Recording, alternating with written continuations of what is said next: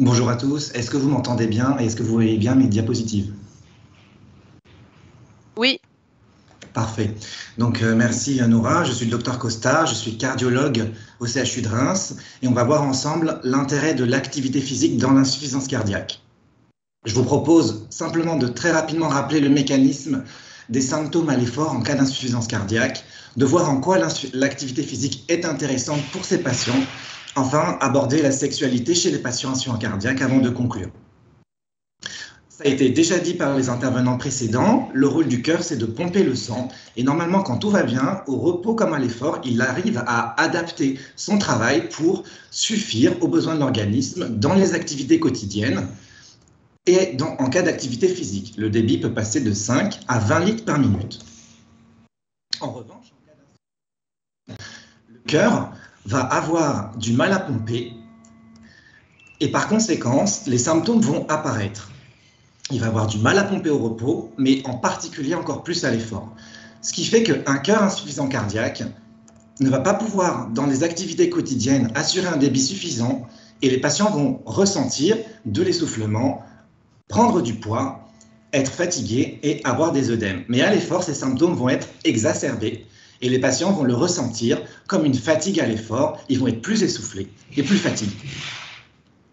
Par conséquent, les patients symptomatiques en cas d'insuffisance cardiaque, avec de l'essoufflement, de la prise de poids, des œdèmes ou de la fatigue, vont moins faire d'activité physique, vont être beaucoup plus sédentaires et le fait de ne pas faire d'activité physique va leur faire fondre leurs muscles. Ils vont avoir beaucoup moins de masse musculaire et cette perte de masse musculaire va aggraver les symptômes de l'insuffisance cardiaque, ce qui va aggraver la sédentarité, ce qui va aggraver encore la fonte musculaire. C'est un cercle vicieux. L'activité physique chez les patients insuffisants cardiaques et le fait de maintenir une bonne musculature périphérique va permettre d'économiser le cœur, ce qui est très important quand il est fatigué. Quel type d'activité physique est possible?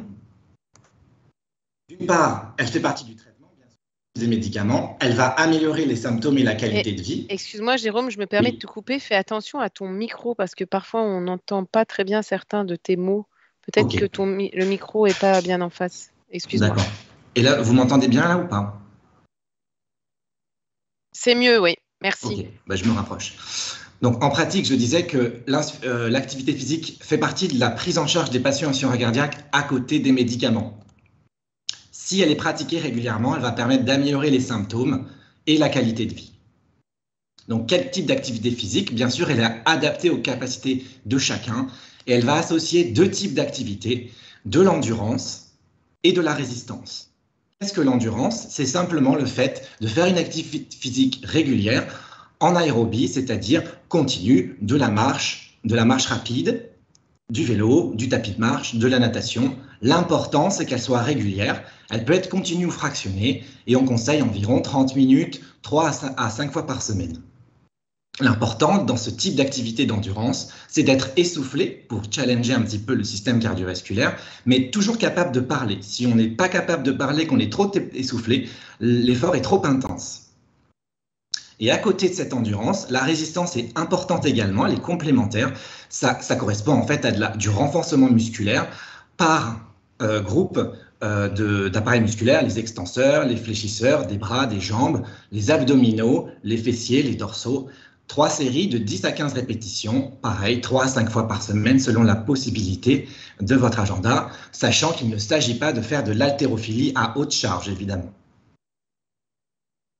Maintenant, l'activité sexuelle, qui est une forme d'activité physique, elle n'est pas contre-indiquée si on est insuffisant cardiaque, mais elle va être évidemment adaptée aux possibilités de chaque patient. Et si jamais il y a une perte de libido ou des symptômes d'impuissance ou même des symptômes d'insuffisance cardiaque, l'essoufflement s'aggrave, les œdèmes apparaissent, la fatigue est importante.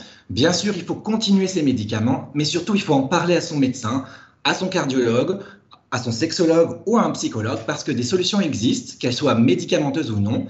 Et dans ce cadre-là, bien sûr, l'activité sexuelle n'est pas contre-indiquée, mais il ne s'agit pas de prendre la petite pilule bleue qu'on a commandée sur Internet sans en référer à un médecin, c'est très important. Mais l'activité sexuelle est possible. Le message de conclusion, c'est que l'activité physique et sexuelle sont possibles chez les patients insuffisants cardiaques. Bien sûr, elles doivent être adaptées aux symptômes de chacun, après avis médical, Idéalement, on peut les débuter en réadaptation cardiaque, nous on va en parler en début de présentation, l'idéal étant et l'objectif étant de la poursuivre au long cours au sein d'associations comme par exemple les clubs Cœur et Santé. Je vous remercie de votre attention.